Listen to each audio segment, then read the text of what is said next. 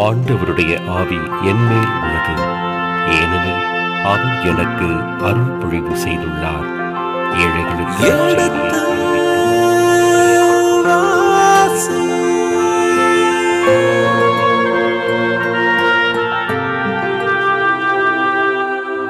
எடுத்து வாசி.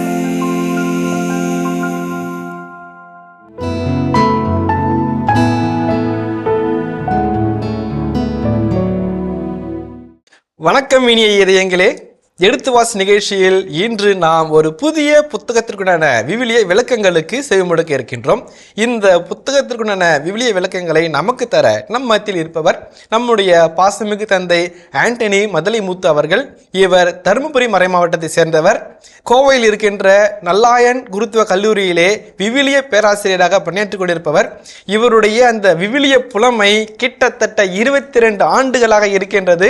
அதனோடு சேர்ந்து 300க்கும் மேற்பட்ட விவிலிய கட்டுரைகளை வரைந்திருக்கின்றார். அப்பேற்பட்ட தனிச்சிறப்பு கொண்ட நம்முடைய பாசமிகு தந்தை இன்று நமக்காக, உங்களுக்காக, நம்மோடு இந்த புத்தகத்திற்கு விவிலிய விளக்கங்களை தர இருக்கின்றார். உங்கள் சார்பாக தந்தை அவர்களை வருக வருக என வரவேற்கின்றேன். வணக்கம் தந்தை அவர்களே. வணக்கம் ஃபாதர்.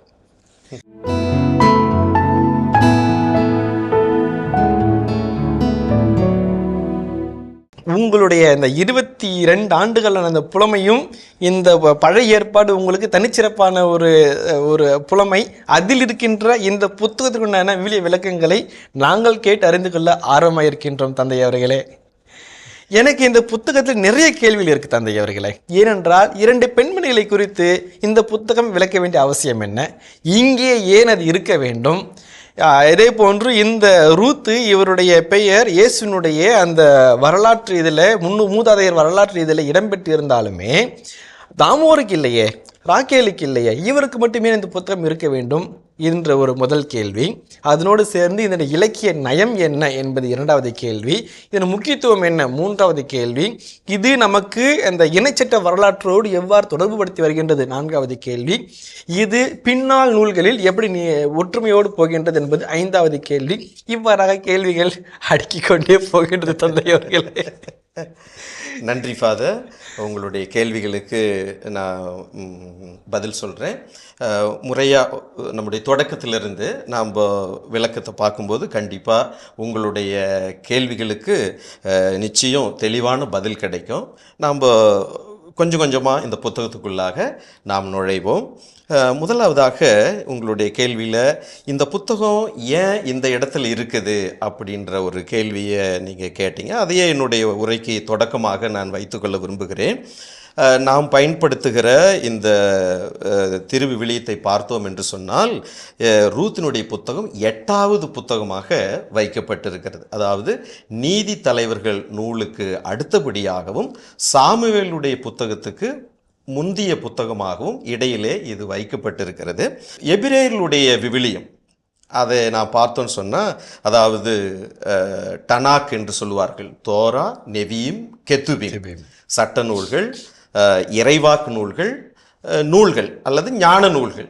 இந்த ஞான நூல்கள், அதாவது 3வது தொகுப்புதலில் தான் எபிரேயர்கள் இந்த புத்தகத்தை வைத்திருக்கிறார்கள், யூதர்கள். அதுலேயும் எப்படின்னு சொன்னாக்க, அந்த 3வது பிரிவில் இருக்கிற அந்த நூல்கள் பிரிவில் மொத்தம் 5 சிறப்பான ஏட்டு சுருள்கள். இந்த 5 ஏட்டு சுருள்களையும் மெகிலோத் என்று சொல்லுவார்கள். அது என்னென்ன அப்படின்னு சொன்னாக்க,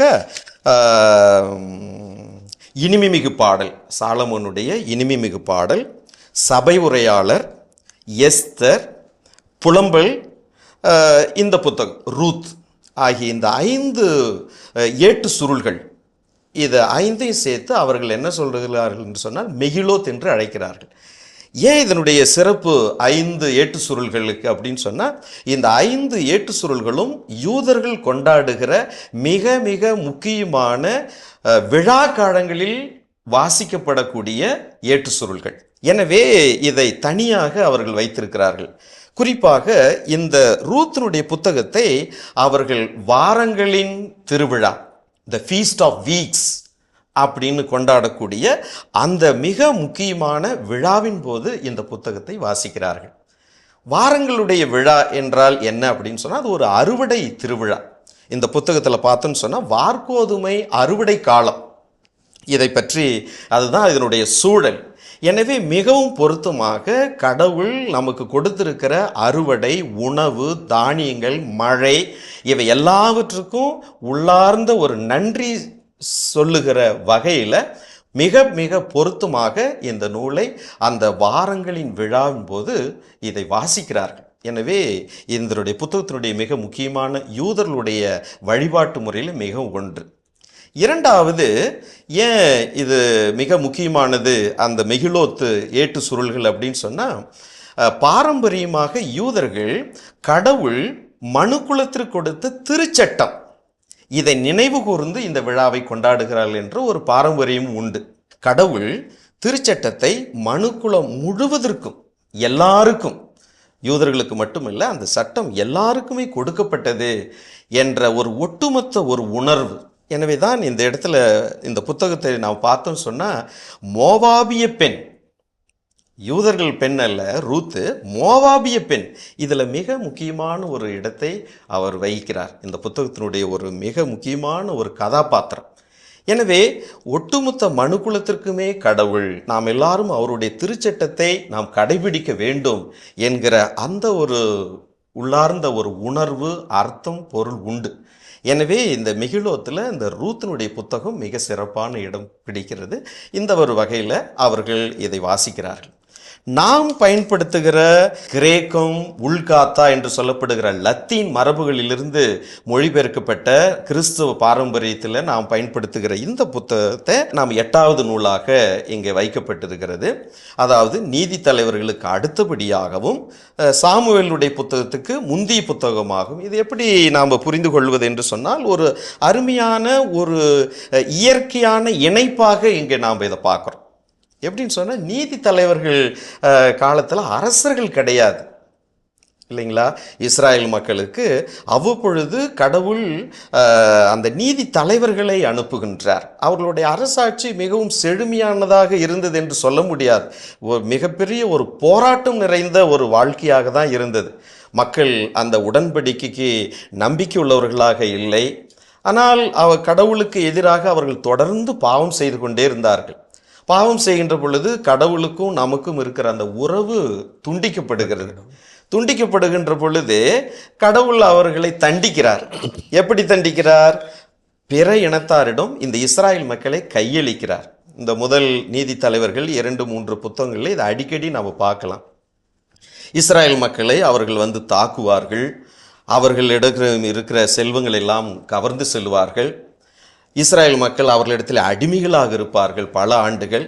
அடிமைகளாக இருக்கும் பொழுது என்ன செய்ய முடியும்? அவர்களுக்கென்று சுதந்திரம் இருக்காது இல்லைங்களா?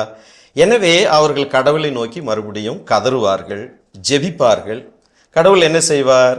அவருடைய கண்ணீரை துடைப்பார், அவருடைய அழுகுரலை கேட்பார். ஏன்னா நம்முடைய கடவுள் விவிலியம் காட்டுகிற கடவுள் இரக்கம் நிறைந்த கடவுள் இல்லைங்களா? எனவே கடவுள் எவ்வளவுதான் மக்கள் பாவம் செய்தாலும் அவருடைய கண்ணீரை துடைப்பவராகவும் அழுகுரலை, கதறலை கேட்கிற கடவுளாகவும் இருக்கிறார். எனவே உடனே அவர் என்ன செய்கிறார்? இறங்கி வருகிறார். எப்படி இறங்கி வருகிறார்? நீதி தலைவர்களை அவர்களிடையே அனுப்புகிறார். இந்த நீதி தலைவர்கள் தங்களுடைய மக்களுக்காக சார்பாக நின்று எதிரிகளிடம் போரிட்டு அவர்களை மீண்டும் கொண்டு வருவார்கள். மீண்டும் இந்த மக்கள் என்ன செய்வார்கள்? கடவுளுடைய பார்வையிலே குற்றம் செய்வார்கள். இப்படித்தான் இந்த நீதி தலைவருடைய ஆட்சியிலே அப்படி இருந்தது. எனவே இவர்களுடைய இந்த முடிவு எல்லாம், நீதி தலைவர்கள் அவருடைய ஆட்சி முடிவு பெற போகிறது. அடுத்த ஒரு கட்டம், இஸ்ராயலுடைய வரலாற்றிலே அடுத்த கட்டம் அரசாட்சி வரப்போகிறது என்பதை ஒரு முன்னோட்டமாக நாம் இதை பார்க்கலாம். எனவே இந்த இடத்து நீதி தலைவருடைய அந்த வரலாற்று ஆளுமை நிறைவு பெறுகிறது. இன்னொரு கட்டம் முன்னெடுக்கப்படுகிறது என்பதனுடைய தொடர்ச்சி. அடுத்ததாக சாமுவேலுடைய புத்தகத்தில் நாம் பார்க்குறோம். சாமுவேலுடைய அந்த புத்தகத்தில் தான் மக்கள் இறைவாக்கினிடத்தில் சென்று அரசர்களை எங்களுக்கு ஏற்படுத்தி கொடுங்கள் என்று கேட்கிறார்கள். ஒரு கோரிக்கை, ஒரு வேண்டுதல். அதை கேட்ட உடனே சாமுவேலுக்கு ரொம்ப வருத்தம் கடவுளை அவர்கள் புறக்கணிக்கிறார்கள், கடவுள் தான் நமக்கு காலங்காலமாக அரசர் என்றெல்லாம் அவர் எவ்வளவோ சொல்லுகிறார். ஆனால் அந்த மக்கள் விடாப்பிடியாக இல்லை. பாருங்க, பக்கத்தில் எத்தனையோ நாடுகள்லாம் இருக்கிறாங்க, அவங்க எல்லாருக்கும் மன்னர்கள் இருக்கிறாங்க, அந்த மன்னர்கள் அந்த மக்களுக்கு பாதுகாப்பு கொடுக்குறாங்க. அந்த மாதிரி எங்களுக்கு யாருமே இல்லை, எனவே எங்களுக்கு ஒரு அரசரை ஏற்படுத்தி கொடுங்கள் அப்படின்ற ஒரு வேண்டுதலை வைக்கிறார்கள். கடவுள் இறங்கி வருகிறார். மக்கள் உன்னை புறக்கணிக்கவில்லை, என்னைத்தான் புறக்கணிக்கிறார்கள், எனவே அவர்களுடைய அந்த வேண்டுதலுக்கு நீ செவிகொடு என்று சொல்லி சாமுவேலுக்கு அறிவுரை சொல்லி அந்த முடியாட்சி தொடக்கத்தை சாமுவேல் புத்தகத்தில் பார்க்கிறோம். அதனுடைய ஒரு முத்தாய்ப்பான ஒரு தொடக்கம் தாவீதினுடைய அரசாட்சி. அதில் நீங்கள் கேட்டது மாதிரி அந்த தாவீதினுடைய குலம் வரவுனுடைய தொடக்கத்தை நாம் இங்கே பார்க்குறோம். புரியுதுங்களா? ரூத்து தாவீது வம்சத்தில் ஒரு முப்பாட்டியாக அவர் இங்கே பதிவு செய்யப்படுகிறார். எனவே ஒரு இயற்கையான ஒரு இணைப்பு.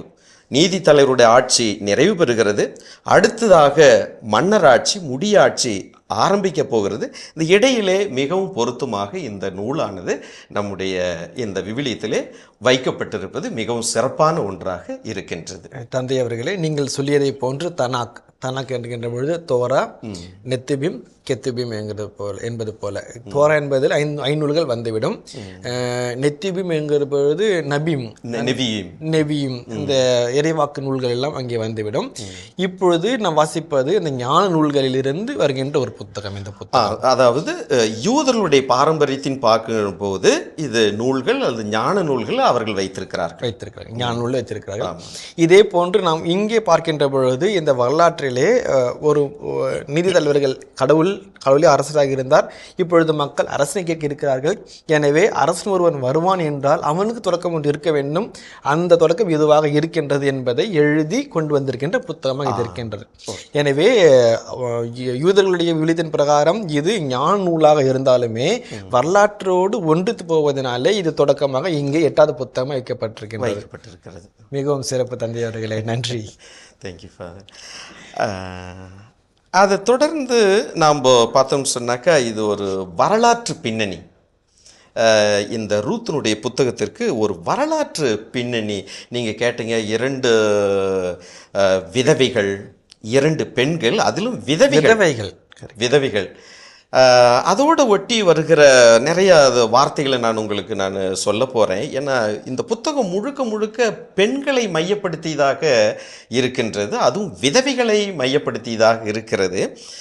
இதை பற்றி நாம் அறிந்து கொள்வது இந்த புத்தகத்தை வாசித்து பொருள் புரிவதற்கு மிகவும் எளிதாக இருக்கும்.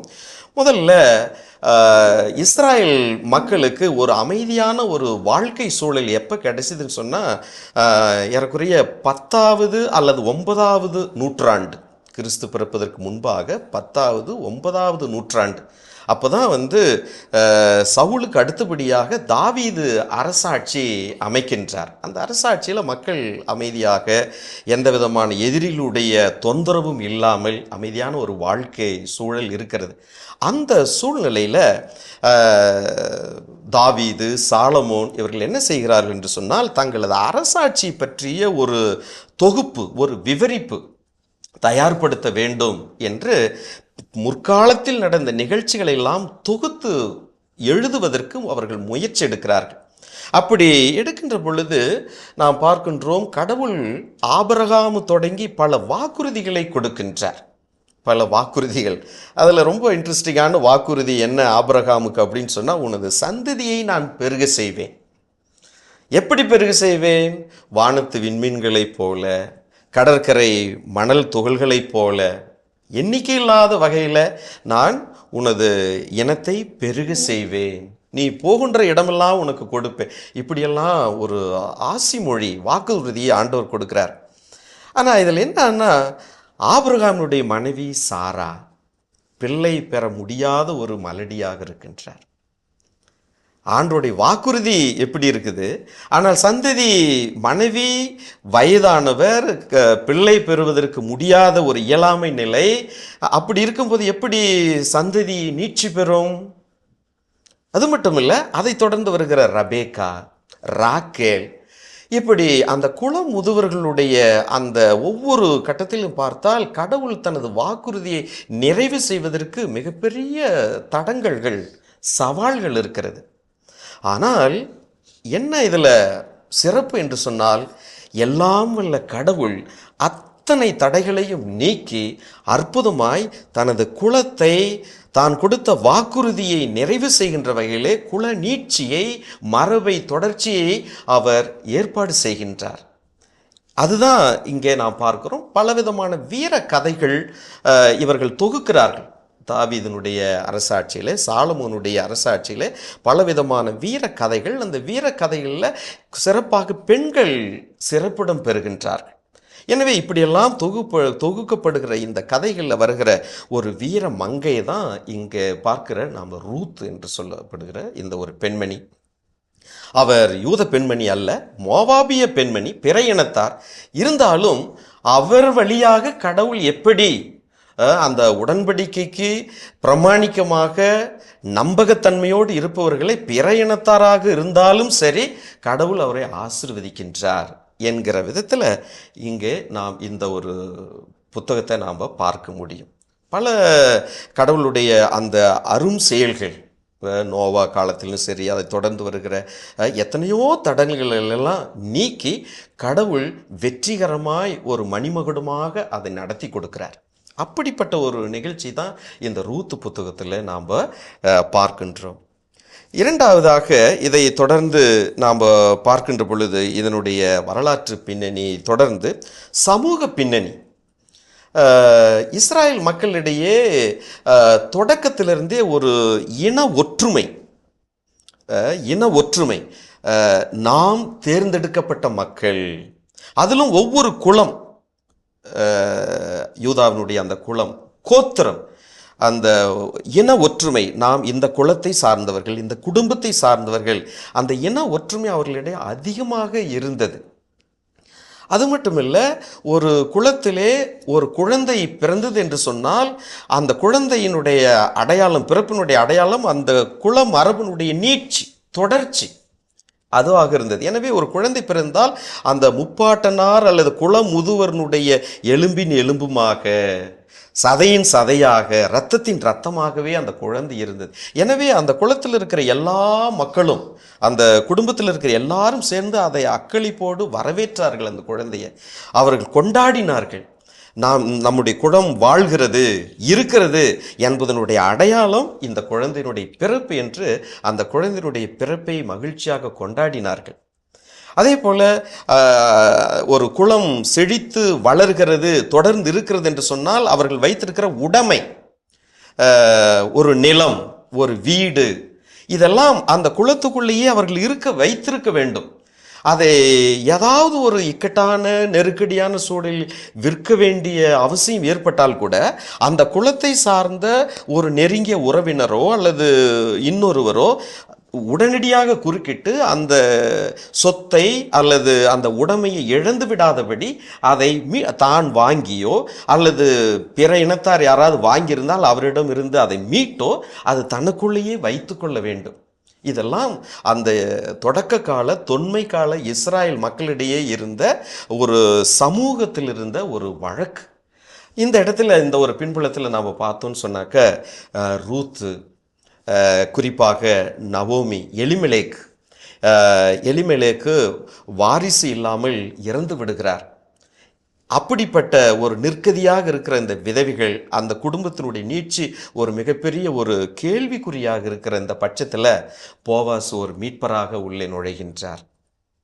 அது மட்டுமல்ல, எலிமெலேக்கினுடைய மனைவி நவோமி தனது நிலத்தை, உடைமையை விற்க வேண்டிய அந்த சூழலில் அந்த உடைமையும் மீட்கப்படுகின்றது. எனவே இப்படிப்பட்ட அந்த ஒரு மிக முக்கியமான ஒரு பங்களிப்பை, அந்த குல மரபை, ஒற்றுமையை வலியுறுத்துகின்ற, இன ஒற்றுமை வலியுறுத்துகின்ற ஒரு புத்தகமாகவும் இந்த ஒரு சமூகத்தினுடைய அந்த பண்பாட்டை, கலாச்சாரத்தை வெளிப்படுத்துகின்ற ஒன்றாகவும் இது இருக்கின்றது. இன்னொன்று பார்க்கலாம். இது புத்தகத்தினுடைய எழுதப்பட்ட காலம் என்று சொல்லுகின்ற பொழுது பல்வேறு கருத்துக்கள் விவிலிய வல்லுநர்கள் முன்வைக்கிறார்கள். இது பாபிலோனிய அடிமைத்தனத்துக்கு முன்பாக எழுதப்பட்டதா, அல்லது முடியாட்சிக்கு முன்னதாகவா, பிந்தியதா, அல்லது பாபிலோனிய அடிமைத்தனத்துக்கு பிற்பாடு எழுதப்பட்டதா என்று பல கோணங்களிலே ஆய்வுகள் வைக்கப்படுகின்றன. அதில் ஒன்று மிக சுவாரஸ்யமான ஒரு கருத்து என்னன்னு சொன்னாக்கா, இந்த போஸ்ட் எக்ஸீலிக் டைம் என்று சொல்லுவார்கள். அதாவது பாபிலோனிய அடிமைத்தனத்துக்கு பிற்பாடு அவர்கள் நாட்டுக்கு வருகிறார்கள். வந்த உடனே நெகேமியா, எஸ்ரா இந்த 2 இளைஞர்களும் துடிப்போடு செயல்படுகிறார்கள். தங்களது மக்களை மீண்டும் கட்டி எழுப்ப வேண்டும், நாம் கடவுள் கொடுத்த அந்த புண்ணிய நாட்டுக்கு மீண்டும் வந்திருக்கிறோம் என்கிற அந்த ஒரு உணர்வை ஏற்படுத்துகிற வகையிலே இன தூய்மை. எனவே இவங்க என்ன செஞ்சாங்கன்னா, பிற இனத்தாரோடு யாரும் திருமணம் செய்து கொள்ளக்கூடாது என்ற ஒரு கண்டிப்பை அவர்கள் மிகவும் வலுவாக அதை வைத்தார்கள். எனவே இன தூய்மை பாதுகாக்கப்பட வேண்டும், இன ஒற்றுமை நிலைநிறுத்தப்பட வேண்டும். இது பிறர் நம்முடைய இனத்தை தீட்டுப்பட்டு விடக்கூடாது அப்படின்றதில் அவர்கள் அந்த கருத்தை முன்வைத்தார்கள். ஆனால் இது யூதர்களிடையே ஒரு எதிர்ப்பையும் அது ஏற்படுத்தியது. அது சரியானது அல்ல என்ற ஒரு எதிர்ப்பும் இருந்தது. ஒரு செய்தி வந்ததுன்னா உடனே அதுக்கு ஒரு எதிர்ப்பு இருக்கும் இல்லைங்களா? அந்த மாதிரி நாம் இந்த கலப்பு திருமணம் இதெல்லாம் ஒரு எதிர்ப்பு. எப்படிப்பட்ட ஒரு சூழ்நிலையில் இல்லை, பிற இனத்தாரும் கடவுளுக்கு நேர்மையாக நடக்கின்ற பொழுது, குறிப்பாக உடன்படிக்கைக்கு பிரமாணிக்கமாக அவர்கள் ஒருவருக்கொருவர் பரஸ்பரம் அன்பு காட்டுகின்ற பொழுது கடவுள் அவர்களையும் ஆசீர்வதிக்கின்றார், அவர்களுக்கும் தேவையானதை அனைத்தையும் செய்து கொடுக்கிறார். வெறுமையாக இருக்கிற அந்த வாழ்க்கையை அவர் நிறைவு செய்கிறார், போதுமான அளவு நிறைவு செய்கிறார் என்ற ஒரு அற்புதமான ஒரு புதிய புரட்சிகரமான வலுவான கருத்தை இந்த புத்தகம் கொண்டு வருகின்றது. எனவே இப்படிப்பட்ட ஒரு சிறப்பு வரலாற்று பின்னணி, சமூக பின்னணி இதெல்லாம் இந்த புத்தகத்திற்கு உண்டு. இனிய இதயங்களே, எடுத்து வாசி நிகழ்ச்சியில் ரூத்து புத்தகத்திற்குண்டான முன்னுரைக்கு நாம் செவிமடுத்துக் கொண்டிருக்கின்றோம். இதன் தொடர்ச்சியை மீண்டும் அடுத்த பகுதியில் பார்ப்போம். அதுவரை இணைந்திருங்கள். இயேசுவுக்கே புகழ், இயேசுவுக்கே நன்றி, மரியே வாழ்க. இந்த புத்தகம் மிக மிக எளிதானது, பாமரர்கள் கூட இதை புரிந்து கொள்ளலாம். அதனால இந்த புத்தகத்துக்கு விளக்கம் சொல்லுவது இந்த புத்தகத்தை நாம் செய்யக்கூடிய பாதகம்னு சொல்லுவார்.